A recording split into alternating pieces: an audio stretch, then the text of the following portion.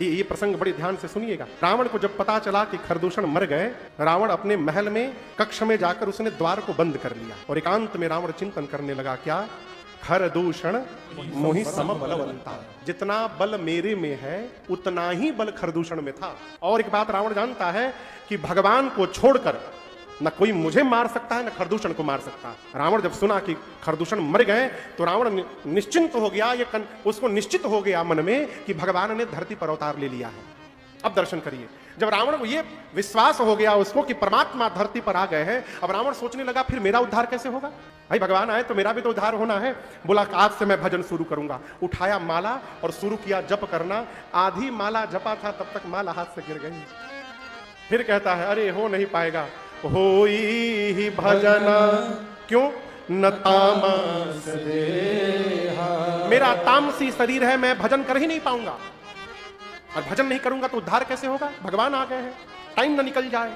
फिर निर्णय किया कोई उपाय नहीं है, अब एक ही रास्ता बचा है, मैं अपनी ओर से जा करके राम से युद्ध करूंगा। तो मैं जाई, कौन जा करके? मैं जा करके अपनी ओर से लड़ूंगा और राम के बाण से प्राण त्याग करके ये रावण भी अंत में मुक्ति प्राप्त कर लेगा, इसके अलावा कोई उपाय नहीं। इसका मतलब रावण जानता है कि राम जी कौन है। वो गलत मार्ग पे चला गया इसलिए वापस नहीं आ सकता है। चला मारीच के पास। इधर चित्र पंचवटी में एकांत पाकर भगवान ने सीता मैया से कहा, सीता जी रावण आपको छू नहीं सकता। देखिए आपको मैं निवेदन करूं, रावण की कोई क्षमता नहीं थी कि वो मेरी मां को लंका उठा कर ले जाए। जिस शिव के पिनाक को मेरी मां जानकी बाएं हाथ से उठा ली, रावण उस धनुष को तो उठा ही नहीं पाया। मां को क्या उठाएगा वो? आप कल्पना करिए, जिस धनुष को मेरी मां बाएं हाथ से उठा ली उस धनुष को नहीं उठा पाया। रावण बाण छुआ नहीं चापा, वो रावण मेरी मां को उठा लेगा। और भगवान बोले सीता मैं रावण को यही मार सकता हूं, लेकिन लंका में जो बैठे उनको कैसे मारूंगा? उनको मारने के लिए मुझे लंका जाना पड़ेगा। लंका जाने के लिए बहाना चाहिए, रावण आपको ले नहीं जा सकता। इसलिए आप एक काम करिए, आप अग्नि में जाकर बैठिए और मेरे साथ अपना प्रतिबिंब रख दीजिए। सीता मैया अग्नि में जाकर बैठ गई और भगवान के पास अपना प्रतिबिंब रख दी। इस रहस्य को लक्ष्मण जी भी नहीं जान रहे हैं कि नकली मां है।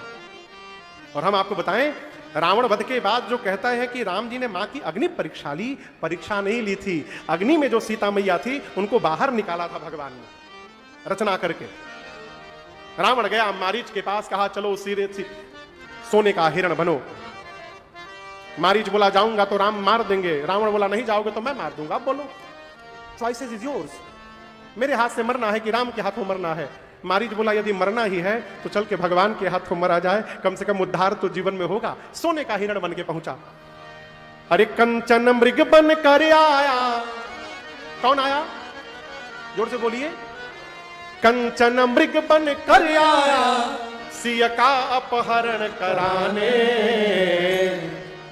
देखो माया का मारीच चला, मायापति को भटकाने। सीता मैया ने राम जी से कहा कि प्रभु इसका चर्म ले आइए, सोने का हिरण है। राम जी धनुष बाण लेकर उसको मारने के लिए दौड़ पड़े। ठीक ना? अभी थोड़ी देर पहले आप लोग सुने, जयंत को मारने के लिए भगवान धनुष बाण लेकर नहीं दौड़े थे। चित्रकूट में बैठकर भगवान ने कुशा का बाण चलाया। अब वो बाण जयंत को 3 लोक 14 भुवन दौड़ाया। ठीक ना? तो क्या आज राम जी पंचवटी से बाण चलाते तो वो बाण मारीच को दौड़ा के ना मार देता? बोलिए, मारता ना? राम जी क्यों दौड़े? ये प्रश्न है। देखिए मैं आपसे बात कहूं, हम जो दिखते हैं वो हम नहीं हैं, हम जो रहते हैं वो हम हैं। पुजारी जी यदि मंदिर में बैठ करके उनका ध्यान पेटी पे लगा हुआ है, आई एम सो सॉरी, यदि मंदिर में बैठकर पुजारी जी का ध्यान दान पेटी पर लगा हुआ है तो व्यापार में बैठे हैं। और अपने दुकान पर बैठकर यदि सेठ जी का ध्यान भगवान के चरण में लगा हुआ है तो मंदिर में विराजमान है। हमारा शरीर भले कोई हो, हम ब्राह्मण हो, क्षत्रिय हो, वैश्य हो, शूद्र हो, इसका कोई मतलब नहीं है। हम सोच क्या रहे हैं? हम जो सोचते हैं वो हम होते हैं। शरीर का कोई मतलब नहीं है। भगवान के लिए जाति पात कुल धर्म बड़ाई इन सब का कोई मतलब नहीं है भगवान के आगे। हम इसी में फंसे हैं। हम ब्राह्मण हैं। काय का ब्राह्मण हो? हम सोच क्या रहे हैं? भगवान ने क्यों दौड़ कर मारा आप जानते हैं? मारीच जब जा रहा है सोने का हिरण बनके तो सोच रहा है, मम परम निज परम प्रीतम देखी लोचन सुफल करी सुख पाए। आप कल्पना करिए, वो मरने जा रहा है, क्या सोच रहा है? आज अपने परम प्रियतम रघुनाथ जी के चरण का दर्शन करने का अवसर मिलेगा मुझे, मेरा सौभाग्य हो गया है। और केवल राम जी नहीं, श्री सहित, श्री मने सीता जी। अभी मैं कोई हमको दिखा रहा था, महाराज देखिए कोई क्या कह रहा है, एक भाई साहब कह रहे थे कि जो लोग राम राम केवल लिखते हैं कागज में, राम नाम के बैंक की पुस्तिका में जो लोग राम राम लिखते हैं वो जीवन भर दुख काटेंगे। मैं तो अवाक रह गया सुन करके। उन्होंने कहा कि जो लेखिका पुस्तिका पर, लेखन पुस्तिका पर राम राम लिख रहे हैं केवल वो जीवन भर दुख काटेंगे। उसने पूछा क्यों? बोला सुखी होना है तो राम राम मत लिखिए, श्री राम लिखिए। अब उनको कौन समझावे कि सीताराम जी अलग अलग नहीं है। वाल्मीकि ऋषि श्री राम नहीं जपे थे, राम भी नहीं जपे थे, वो तो मरा मरा जपे थे। उल्टा नाम जपत जग जाना, वाल्मीक भय ब्रह्म समाना। यदि वाल्मीकि ऋषि मरा मरा जप के ब्रह्मर्षि हो सकते हैं तो तुम राम राम लिख कर भी तुम्हारा कल्याण हो सकता है। सीता जी राम जी से अलग थोड़ी है, दोनों एक ही में समाहित है हो। इसलिए ये बहुत ज्ञान होना भी नुकसानदायक है, अब बहुत जानकारी होना, बहुत सुनना भी नुकसानदायक है। लगे रहिए आप। हम सुने तो अवाक हो गए, क्या बोल रहे हैं? राम नाम में वो शक्ति है माई बाप, पूरे ब्रह्मांड के न्यूक्लियर बम की जितनी शक्ति नहीं, उससे करोड़ गुना अधिक शक्ति केवल राम नाम में विद्यमान है। क्या बात करते हैं आप? है? इस कलिकाल में केवल राम नाम साधन है। राम नाम एक तत्व है, जीवन का आधार। इस राम रूपी इस नैया पर बैठ कर सब हो सकते हैं पार। राम नाम में वो शक्ति है। मारीच कहते हैं श्री सहित अनुज समेत कृपा निकेत पद मन लाई हो। जिस भगवान का क्रोध भी मुक्ति देता है, मैं तो प्रेम से जा रहा हूं, भगवान मेरा उद्धार अवश्य करेंगे। इतना ही नहीं, आगे सुनिए। मरने वाले की अंतिम इच्छा पूछी जाती है, आपकी अंतिम इच्छा क्या है? पूछी जाती है ना। जब मारीच चल रहा था उधर से हिरण बनके, तो भगवान ने मन ही मन पूछा, मारीच बताओ प्यारे तुम्हारी अंतिम इच्छा क्या है आज? तो मारीच ने कहा, प्रभु मैं चाहता हूं, पूरा जगत राम के पीछे दौड़ता है, मैं चाहता हूं आज राम मेरे पीछे पीछे दौड़े, ये मेरी अंतिम इच्छा है प्रभु। है? और इसी कारण भगवान उसको पंचवटी में बैठकर बाण नहीं मारे, धनुष बाण लेके राम जी दौड़ गए। मारीच कह रहा है, अहो मम पाछे धर धावत धरे सरासर। मारीच कहता है पूरा जगत राम के पीछे दौड़ता है, मेरे जैसा भाग्यशाली कौन होगा, आज राम मेरे पीछे दौड़ रहे हैं। कोई उनकी एक झलक के लिए तरसता है, मैं दौड़ रहा हूं, और दौड़ते दौड़ते फिरी फिरी मैं तो पीछे मुड़ मुड़ कर कई बार आज राम जी को देख लिया। धन्य नमो आज मैं धन्य हो गया। मारीच की अंतिम इच्छा भगवान ने पूरी की। बहुत दूर जाकर भगवान ने बाण चलाया। बाण लगते मारीच बोला, हाँ राम, हाँ लक्ष्मण। जोर से लक्ष्मण बोला और मन में राम बोलकर प्राण त्याग दिया। भगवान ने उसको अपने धाम विदा किया है।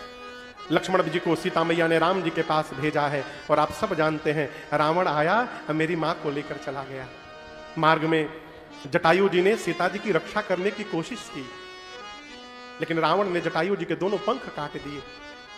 भगवान लक्ष्मण जी के साथ जब मां को ढूंढते हुए रोते रोते जटायु जी के पास पहुंचे। देखिए आप लोग तो मालवा में रहते हैं, एक एक पद है भोजपुरी में, समझ में आएगा आप लोग को? नहीं आएगा, हम गाएंगे नहीं, 2 लाइन केवल सुनाते हैं। जटायु जी ने राम जी से कहा, प्रभु देखनी जात सिया के, हे राम जी देखनी जात सिया। इसका मतलब समझे आप लोग? जटायु जी बोले मैंने देखा है जानकी जी को जाते हुए, और प्रभु मैंने देखा सीता जी रो रही थी, रोई रोई कहता छोड़ो रे बहिया, रे अधमी कुलनीच कहाँ गे। रे अधम, हे कुलनीच, मेरा हाथ छोड़ तू मुझे लेके जा रहा है, सावधान हो जा। जो सुनी है रघुबीर लखन जी, जो सुनी है रघुबीर लखन जी, ते बचबे न छल से लिया के। तू जो मुझे छल से लाया है, यदि मेरे प्रभु और लक्ष्मण जी सुन लिए रावण, तू बचेगा नहीं। सीता जी बोल रही थी देखनी जात सिया। जटायु जी बोले प्रभु आप ये ना समझिएगा कि मैंने अपनी बहू को बचाने का प्रयास नहीं किया, मैं बहुत लड़ा प्रभु रावण से। जब तक पंख रहे तन लागल, खूब लड़ी हम संग पपिया के। जब तक शरीर में पंख लगा था उस पापी के साथ मैं बहुत लड़ा।